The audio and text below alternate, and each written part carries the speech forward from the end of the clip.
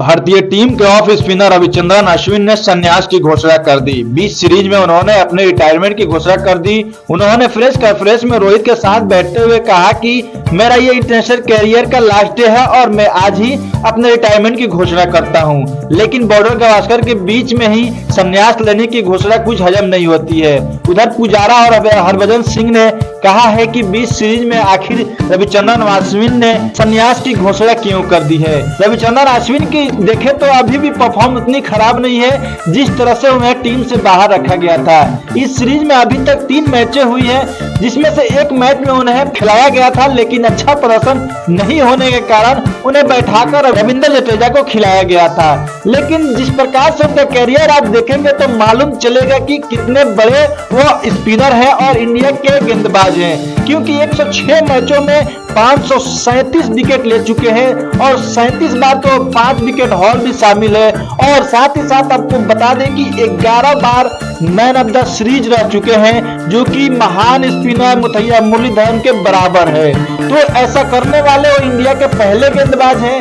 लेकिन जिस प्रकार से उन्होंने 20 सीरीज में ही अपने रिटायरमेंट की घोषणा कर दी, ये कुछ हजम होने वाली बात नहीं है। लेकिन मैच के दौरान ही पता लग गया था, क्योंकि उसी समय वो भावुक होकर विराट कोहली से बात कर रहे थे और विराट कोहली उनसे गले लगे। उसी समय कुछ अंदाजा लग गया था कि रविचंद्रन अश्विन संन्यास लेने वाले हैं। लेकिन जिस प्रकार से उनका रिकॉर्ड है, और भी कुछ साल खेल सकते थे, लेकिन अभी उनकी उम्र देखे तो 38 साल हो चुकी है। इस प्रकार से वो संन्यास लेने की घोषणा किए होंगे। लेकिन जिस प्रकार से 20 सीरीज में ही वो अपने रिटायरमेंट की घोषणा कर दिए हैं, ऐसा लग रहा है कि कुछ रोहित शर्मा और गौतम गंभीर के बीच उनका कुछ अच्छा नहीं चल रहा है। क्योंकि अभी देखे तो इसमें 2 मैच और बाकी है और इसके बाद वो ले सकते थे या रिटायरमेंट मैच खेल सकते थे, लेकिन ऐसा उन्होंने नहीं किया।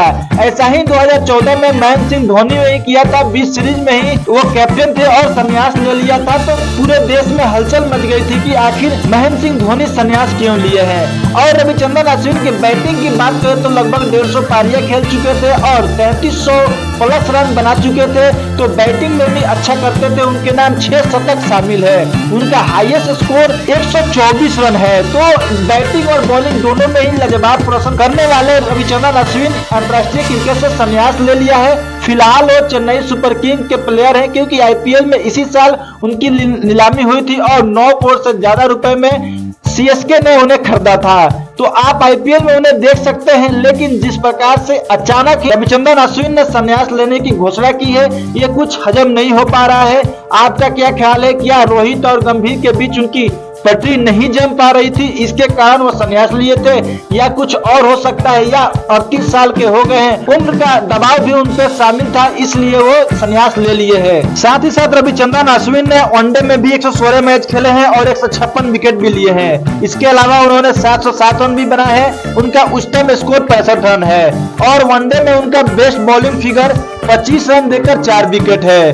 और T20 में उन्होंने 65 मैचेस खेले हैं और 72 विकेट भी लिए हैं। साथ ही साथ 184 रन बनाए हैं और T20 में उनका 81 रन उच्चतम स्कोर है और उनका बेस्ट बॉलिंग फिगर 8 रन देकर 4 विकेट भी लिए हैं। तो रविचंद्रन अश्विन T20 हो, वनडे हो या टेस्ट हो, सभी में अपना लोहा मनवा चुके हैं और सभी प्रारूपों के वो खिलाड़ी थे। लेकिन कुछ दिनों से ही वो सिर्फ टेस्ट क्रिकेट खेलते थे। साल 2022 में उन्होंने T20 वर्ल्ड कप भी खेला था। तो देखे तो रविचंद्रन अश्विन के पास बहुत सारे वर्ल्ड रिकॉर्ड है, लेकिन ऐसे में देखे तो रविचंद्रन अश्विन इंडिया के सबसे ज्यादा विकेट लेने वाले दूसरे नंबर के गेंदबाज है और 1 नंबर पे अनिल कुंबले हैं। साथ ही साथ देखे तो वर्ल्ड क्रिकेट में सबसे ज्यादा विकेट लेने के मामले में 7वें नंबर पर है।